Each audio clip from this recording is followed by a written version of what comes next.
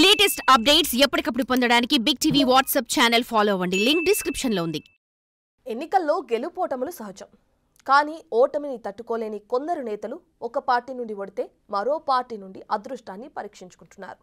అదృష్టం కలిసి వస్తే ఓకే, లేదంటే రెంటికే చెడ్డ రేవడిలా మిగిలిపోతున్నారు.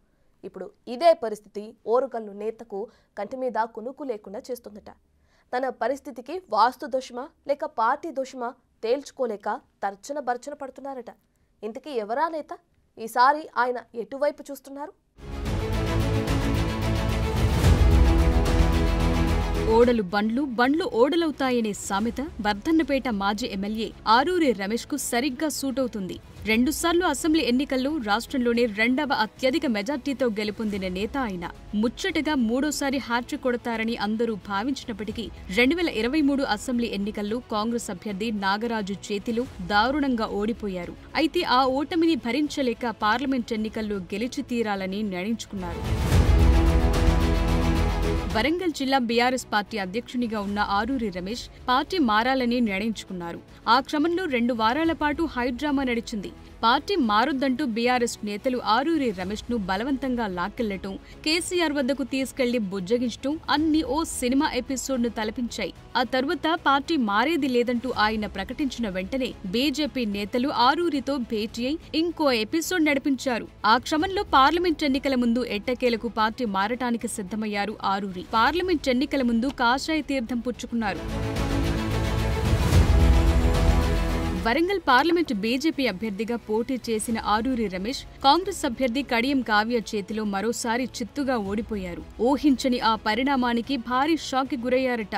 గులాబీ పార్టీలో ఉంటే పార్టీ పదవైనా మిగిలేదని, బీజేపీ నుండి ఓడిపోయి ఎటూ కాకుండా పోయానని సన్నిహితుల వద్ద ఆవేదన వ్యక్తం చేస్తున్నారట. అయితే కొద్ది నెలలుగా పొలిటికల్ గా సైలెంట్ అయిన మాజీ ఎమ్మెల్యే ఆరూరి రమేష్ మళ్లీ యాక్టివ్ కావాలని చూస్తున్నారని తెలుస్తోంది. బీఆర్ఎస్ అధినేత కేసీఆర్ బుజ్జగింపులను సైతం కాదని పార్టీ మారటంతో తిరిగి సొంత గూటికి చేరే పరిస్థితి లేదని ఆయన సన్నిహితులతో చెప్తున్నారట.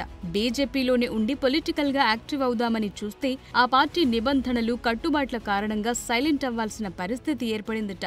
ఏదైనా కార్యక్రమంతో ప్రజల్లోకి వెళ్లాలని పార్టీ పెద్దలను కలిస్తే కోర్టు హాల్లో జడ్జిలాగా సైలెన్స్ అంటూ చేతులు కట్టిపడేస్తున్నారట పార్టీ పెద్దలు.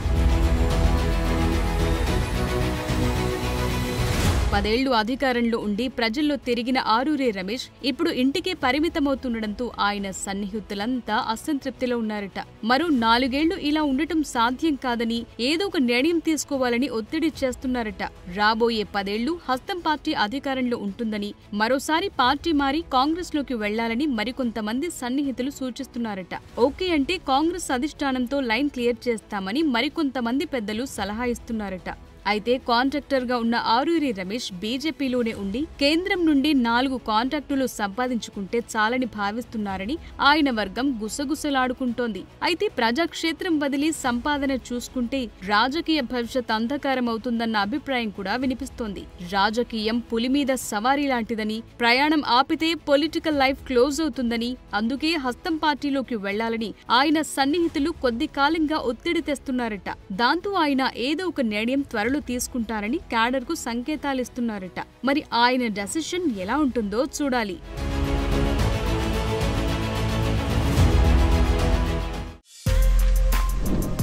For more videos like this, subscribe Big TV channel.